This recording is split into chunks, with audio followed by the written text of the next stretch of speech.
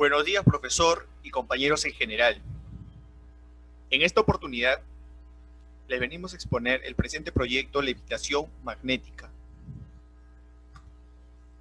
Antes de continuar con la exposición, queremos resaltar que este proyecto es el resultado del esfuerzo y dedicación de todos los que conformamos el grupo de trabajo. También agradecemos y dedicamos este trabajo principalmente a Dios por ayudarnos a concluirlo, por darnos salud y fuerza para superar las dificultades y algunas limitaciones durante el proyecto. También a nuestro gran profesor y pelotero, Richard Kamapari, por brindarnos los conocimientos requeridos durante el proyecto. Continuando con la exposición, aquí una breve introducción. Se le llama levitación al fenómeno físico que ocurre cuando un objeto es mantenido de manera estable en el aire, en una posición particular, sin sujeción mecánica alguna. En este caso, levitar gracias a la repulsión existente entre dos polos iguales de dos imanes. Para que exista la levitación en un campo gravitatorio se deben cumplir dos condiciones, que es la presencia de una fuerza que contrarreste el peso del cuerpo, y para la suspensión estable es necesaria una fuerza variable adicional que se oponga a cada desplazamiento del objeto respecto a la posición de levitación, como podemos apreciar en las siguientes imágenes, los dos puntos mencionados. A continuación, mi compañero. Gracias.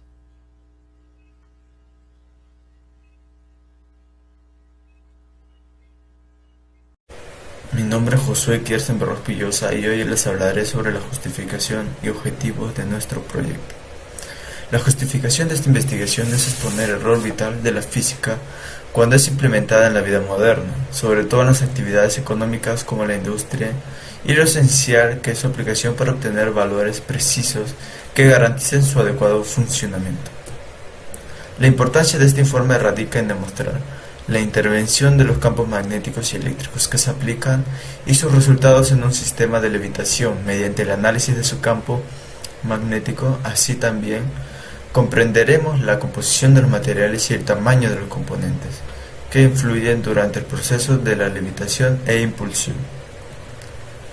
Y por ello, la presente investigación se enfocará en la industria del transporte, debido al gran papel que toma su masificación y lo necesario que es para la vida como medio de transporte. Específicamente en el sistema de levitación de los trenes, porque es parte esencial de su construcción. Por esta razón es conveniente entender su principio de funcionamiento y las condiciones que se presentan. Como objetivo general, el objetivo de este proyecto es desarrollar una metodología para el sistema de levitación magnética, demostrando los principios y los mecanismos utilizados en un tren para el funcionamiento, como el efecto de Meissner y el motor lineal, entre otros. Y los objetivos específicos son identificar y reconocer las fuerzas que intervienen en el sistema, para comprender el funcionamiento del tren de levitación magnética. Identificar la permeabilidad magnética, fuerza, campo eléctrico, ley de Ampère y autoinductancia mediante el uso del electromagnetismo en el tema a investigar. Y por último, practicar lo elaborado en el curso de cálculo aplicado a la física, en base a la teoría del magnetismo para la elaboración del presente proyecto. Soy el alumno Taufi Jaime Diadrin de la carrera de Ingeniería Civil y hoy hablaré acerca del marco teórico y del tema del principio de levitación magnética.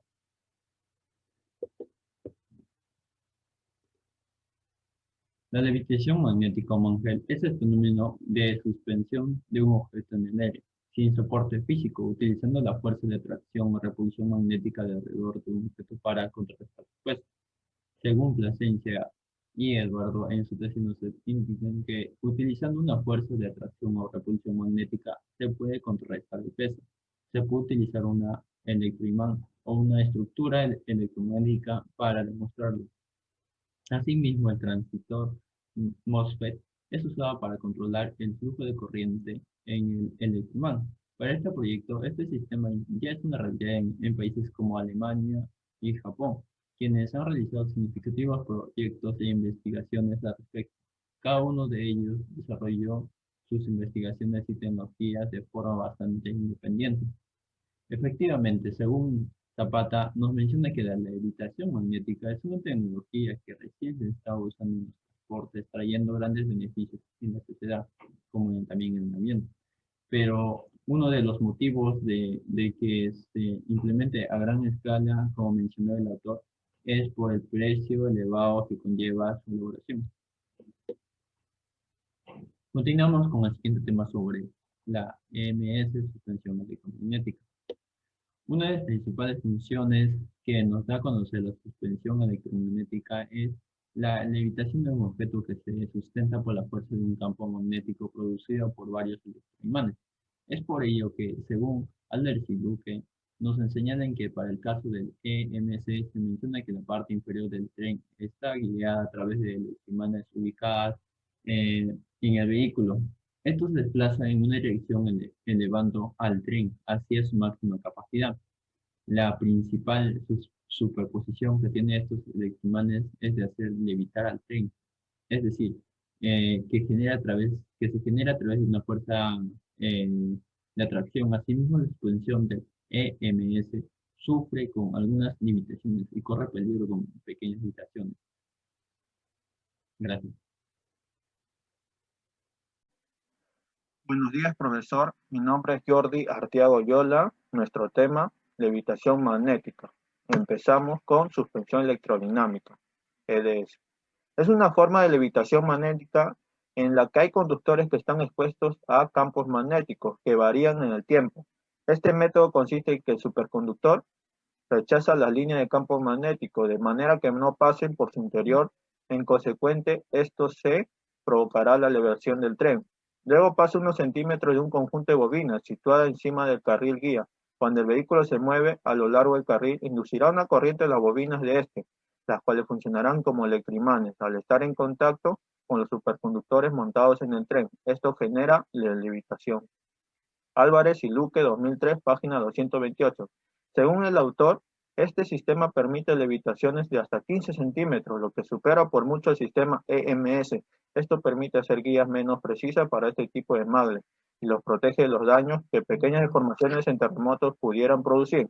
Además, un tren con suspensión EDS se amolda a las curvas compensando la aceleración lateral inclinándose de manera que ninguna perturbación es sentida dentro del vehículo. La levitación EDS se basa en la propiedad de ciertos materiales de rechazar cualquier campo magnético que intente penetrar en ellos. Además, la suspensión, por tanto, consiste en que el superconductor rechaza las líneas de campo magnético de manera que no pasa por su interior. En consecuencia, provoca que el tren se eleve. En diversos prototipos de suspensión EDS se ubica el material de superconductor a los lados de la parte inferior del vehículo. Esto pasa a unos centímetros de un conjunto de bobinas situadas sobre el carril guía. Al moverse el vehículo a lo largo del carril se inducirá una corriente en las bobinas de este, las cuales actuarán entonces como electroimanes. Principios de propulsión. La propulsión es la acción de empujar el tren hacia adelante. El tren en movimiento junto a los imanes superconductores. En este caso, se amplifica la acción del tren magle japonés. Provoca una corriente en las bobinas ubicadas a cada lado de la guía. Tomando en cuenta estas señales, el sistema ingresa corrientes alternas en las bobinas de propulsión, produciendo una serie alterna de polos magnéticos, norte y sur, que empujan los imanes superconductores y aceleran el tren. Un tren magle es propulsado mediante un motor lineal. El funcionamiento de un motor lineal deriva de un motor eléctrico convencional, donde el estator es abierto y desenrollado a lo largo del carril, guiando a ambos lados la propulsión, tanto EDS como en MS. Se logra generalmente mediante la utilización del LSM, lineal síncrono motor o lineal síncrono. Gabriel, 2003, página 9. Según el autor, nos explica cómo funciona el sistema de propulsión del magle. Mediante levitación magnética, este sistema se basa en la corriente inducida en la bobina de la vía. La fuerza de levitación es cero cuando está parado. La fuerza de levitación aumenta con la velocidad del vehículo, aunque por encima de cierta velocidad el aumento es mínimo. Cuando la fuerza de levitación iguala el peso del vehículo, este despega. Además, el sistema de levitación genera una fuerza lateral que debe ser considerada y anulada por el sistema de guiado, el cual se basa en el mismo principio en el sistema de levitación.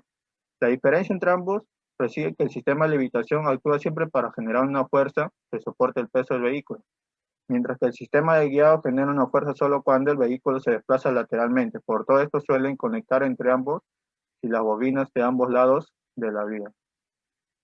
Gracias. Buenas tardes, profesor. Buenas tardes, compañeros. Mi nombre es Wilmer Ander Pasaca Álvarez y el día de hoy les voy a hablar un poco sobre la ley de Ampere. La ley de Ampere fue descubierta por André-Marie Ampère en 1826. Esta relaciona un campo magnético estático con la causa que la produce, es decir, una corriente eléctrica estacionaria. En su forma original, la ley de Ampère relaciona el campo magnético con la corriente eléctrica que lo genera. Tenemos de ejemplo la ausencia de contacto físico entre un carril y un tren que hace que la única fricción sea con el aire. Pero esta se reduce al mínimo por su forma y aerodinamismo. Por consiguiente tenemos de ejemplo también a los trenes maglev, que estos pueden viajar a muy altas velocidades con un consumo de energía elevado para mantener y controlar la polaridad de los imanes con un bajo nivel de ruido. Estas altas velocidades hacen que los maglev se conviertan en competidores directos del tránsito aéreo, pero como inconveniente destaca el alto coste de las líneas, lo que ha limitado su uso comercial. Este alto costo viene derivado de varios factores importantes. El primero y principal es el altísimo costo de infraestructura necesaria para la vía y el sistema eléctrico. Y otro no menos relevante es el alto consumo energético. Es decir, que como no existe un contacto físico entre el carril y el maglev, el aire será la única fricción entre ellos. Esto provoca que viajes a velocidades sorprendentes. Aquí tenemos un ejemplo de una corriente eléctrica y cómo obtiene un campo magnético gracias a la ley de Ampère. Y aquí tenemos la ley de Ampère y muchas otras formas de cómo uno puede utilizarla. Y la más habitual es esta de acá. Muchas gracias. Buenos días, profesor. Buenos días, compañeros. Soy Wilmer Acoventura. Magnetismo y electromagnetismo. El magnetismo es un fenómeno físico por el que los materiales ejercen fuerzas de atracción o repulsión sobre otros materiales. Los polos de un imán permanente, como el norte y el sur, se atraen, y los polos iguales se repelen. Además, si se fragmenta un imán, se crean otros polos. El campo magnético adquiere su máxima intensidad en los polos, disminuyendo paulatinamente según nos alejamos de ellos. A principios del siglo XVIII, se descubrió que cuando un conductor es atravesado por una corriente eléctrica, a su alrededor aparece un campo magnético, lo que condujo al desarrollo de la teoría electromagnética y a la unificación de la teoría electromagnética. Para conseguir campos más intensos, utilizaremos bobinas con conductores eléctricos que al ser recorridos por una corriente eléctrica desarrollan campos magnéticos cuya intensidad depende fundamentalmente de la intensidad de la corriente y del número de espiras de la bobina. Inducción magnética o densidad de flujo magnético. La magnitud de densidad de flujo magnético o campo de inducción magnética expresa el flujo magnético o el número de líneas de campo magnético por unidad de área, que es generado por corrientes eléctricas que circulan a través de circuitos eléctricos o materiales ferromagnéticos. En el Sistema Internacional de Unidades, el campo magnético se expresa en Tesla. Mecanismo de frenada. Debido a las altas velocidades que alcanza un tren maglev y las variedades de las situaciones en el momento de frenado, esto se logra invirtiendo la polaridad de la corriente trifásica de la vía, de manera que se cree una fuerza en sentido contrario al avance del tren. Bajo condiciones normales, la desaceleración límite sería la misma que la aceleración límite de 1,8 metros sobre segundos al cuadrado en condiciones de emergencia. El motor lineal puede desacelerar al tren a 3,5 metros sobre segundos al cuadrado aproximadamente. Es posible aumentar aún la capacidad de frenada en situaciones de extrema emergencia mediante el uso de un sistema de frenado aerodinámico, el cual amplía la superficie frontal del tren, ya que la desaceleración producida es muy elevada, alrededor de 12 metros sobre segundos al cuadrado. En un tren con EMS en condiciones normales, deja de levitar cuando su velocidad se aproxima a los 10 kilómetros por hora. En ese momento se desprende unos patines incorporados al tren con un coeficiente de fricción determinado que hace que el tren se detenga por completo. En un tren con EDS, el tren deja de levitar también aproximadamente unos 10 kilómetros por hora, aunque no se dé de manera voluntaria. Aumenta que al momento en que las ruedas auto neumáticas entren en funcionamiento y el tren utilice entonces frenos hidráulicos para detenerse. En relación al expuesto, el frenado en un tren maglev se logra invirtiendo la polaridad, con lo que también se hace el campo magnético.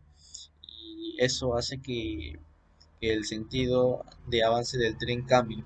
Cabe mencionar que el proceso de frenado se dé en diversas condiciones de operación, por lo que cada situación tiene desaceleraciones de suaves hasta más bruscas en casos de emergencia. Buenas tardes, mi nombre es Jean Patrick Arribas Plata Bravo y nuestro tema es levitación magnética. A continuación pasaré a exponer los materiales. Primero necesitamos una varilla de 20 centímetros, un alambre de cobre de 60 centímetros, 2 imanes y una pila AA de 1.5 voltios. Procedimiento. Enrollaremos el hilo de cobre alrededor de una varilla de 20 centímetros. El diámetro de la varilla debe ser idóneo para que la pila entre. Identificamos los polos de los imanes acercándolos entre sí para identificar que las dos caras se repelan. Colocamos los imanes en cada extremo de la pila. Hay que tener en cuenta que los polos deben estar confrontados. Introducimos el sistema conformado por la pila y los imanes en el interior de la bobina realizada anteriormente. Cuando se coloca la pila dentro de la bobina, podemos observar que hay una fuerza de repulsión entre los dos campos magnéticos que generan un movimiento. Gracias. Buen día, profesor y compañeros. Mi nombre es Katherine, soy estudiante de Ingeniería en Seguridad Laboral y Ambiental y en esta oportunidad les voy a hablar sobre los cálculos y resultados de este proyecto.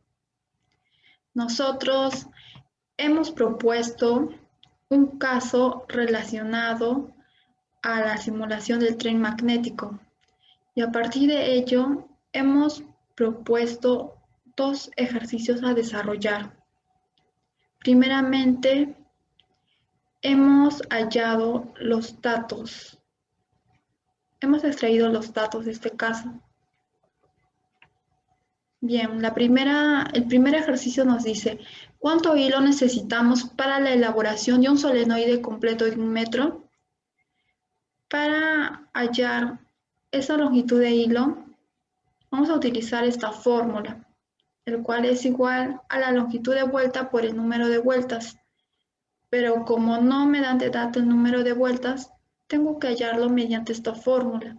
El número de vueltas es igual a la distancia del solenoide por la longitud del solenoide. Entonces, voy a reemplazar los valores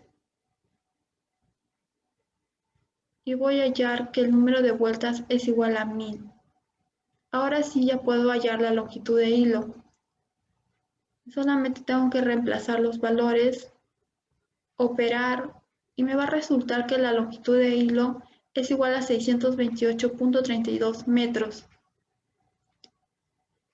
Bien, el segundo ejercicio me dice calcular la corriente que circula por la parte del solenoide que está en contacto directo con la pila. Para ello debemos aplicar la ley de Ohm, el cual consiste en que la intensidad de corriente es igual al voltaje entre la resistencia. Pero como no tengo el valor de la resistencia, voy a hallarlo mediante la fórmula de la resistividad, la cual consiste en que es igual a la resistencia por el área de la sección transversal entre la longitud.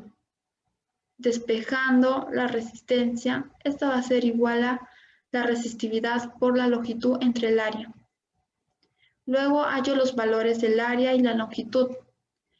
El área por fórmula es igual a pi por radio al cuadrado. Reemplazo los valores, y me va a resultar 0.126 milímetros. Para hallar la longitud del hilo de cobre implicada, se utiliza esta fórmula, el cual es igual a la longitud de la pila por el diámetro del solenoide por la longitud de la vuelta.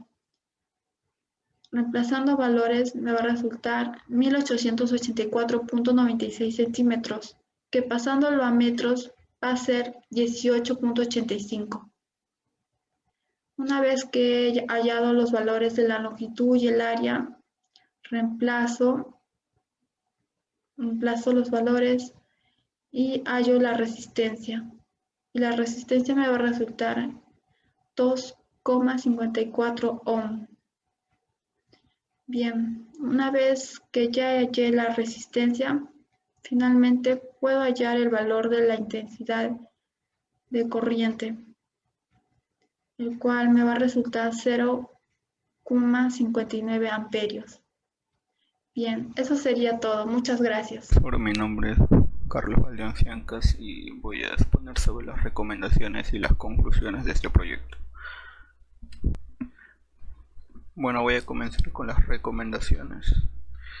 Durante el experimento se vio que el hilo de cobre alrededor de una varilla de 20 centímetros y con pilas colocadas idóneamente a cada extremo se dio a conocer y ver que tenían polos de manera confrontada.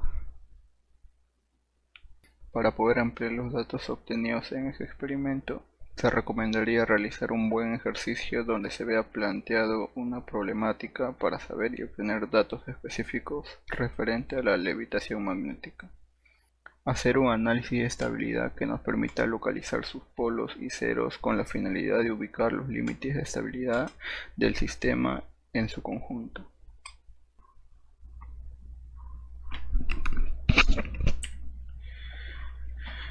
Bueno, y luego de haber terminado este proyecto podemos llegar a las siguientes conclusiones. Primero, que se determina que dichos ferrocarriles consumen gigantes porciones de energía. Al ser veloces y eficientes podrían conservar las ciudades más conectadas con un transporte más rápido y seguro. Si nos centramos en el aspecto ambiental, podemos encontrar que al no quemar combustible fósil, esto genera menos contaminación que los trenes clásicos. La inversión en esta clase de medio de transporte es alta. Sin embargo, si se tuviera presente el bajo mantenimiento, esta inversión puede ser compensada con el tiempo. El desarrollo de estos sistemas dependerá en monumental medida de la infraestructura que existe y de las futuras necesidades de la sociedad. Gracias.